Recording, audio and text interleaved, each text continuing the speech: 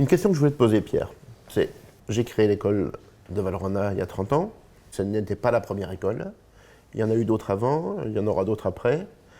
Mais de ton point de vue, ce que tu as pu observer, est-ce que l'école de Valrhona a des différences? Est-ce que l'école de Valrhona a insufflé des choses différentes dans le domaine de la transmission, des modes différents? C'est quoi ton analyse vue de dehors? Est-ce que l'école de Valrhona est autrement ou pas?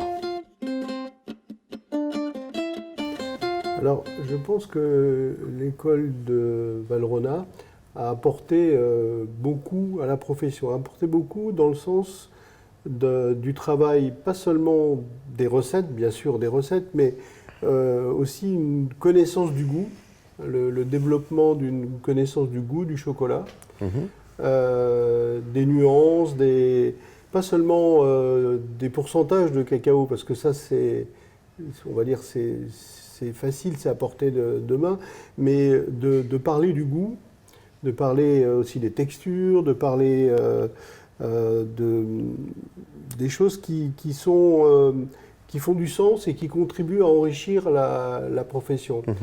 Et je parlais tout à l'heure des namelaka, des ganaches montées, j'ai oublié de citer les goûters. L'école a aussi contribué à enrichir certaines familles de produits. Je pense justement ces produits du goûter, parce qu'on est pâtissier, on a plutôt tendance à travailler la viennoiserie, les gâteaux.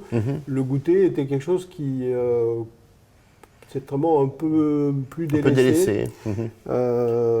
C'est ce que je pensais en effet.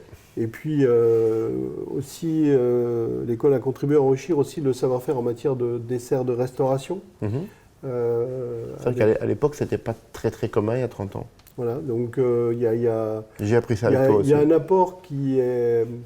un apport de l'école du grand chocolat indéniable à l'ensemble de la profession. Il y a beaucoup de compliments, tout ça. C'est pas bien. des compliments, Oui. ça part d'ailleurs, c'est un constat en fait surtout. Ce qui est important de savoir quand même, c'est que même si j'étais à l'origine de l'école, j'ai eu la chance quand même, il faut en profiter, c'est l'anniversaire, j'ai eu la chance quand même d'avoir des collaborateurs qui m'ont permis de... C'est bien d'avoir des idées, mais les mettre en musique, les créer, les faire exister, c'est parfois très complexe, tu connais ça très bien. Et c'est vrai que j'ai eu la chance d'avoir des gens comme Vincent Bourdin, Gérald Maridet, Yann Duitsch et un Paul qui nous a, à nous tous, appris en effet, comme tu le disais, qui nous a tout transmis en termes de chocolat. Et Paul nous parlait souvent beaucoup plus d'émotion, de goût, donc ça résonnait par rapport à ce que j'avais appris avec toi. Paul était un technologue, mais sa clé d'entrée, c'était toujours il faut qu'on puisse reconnaître tel et tel chocolat dans telle mousse, dans tel intérieur.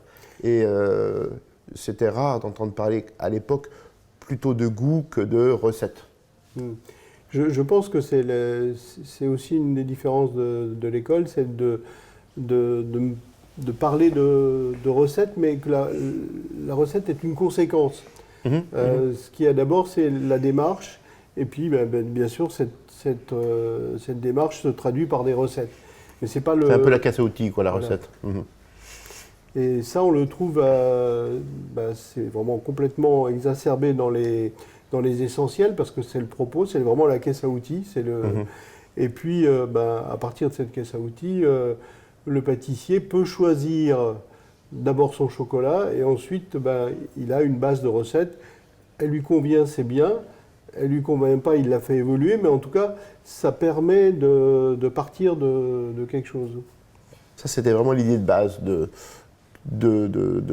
d'apport de service, de simplifier la techno, parce que le monde de la techno du chocolat est un monde complexe. Et derrière, en coulisses, le travail de la techno est très compliqué. C'est des milliers d'essais pour faire les essentiels. Et c'est bien que ça serve, c'est bien que ce soit utile.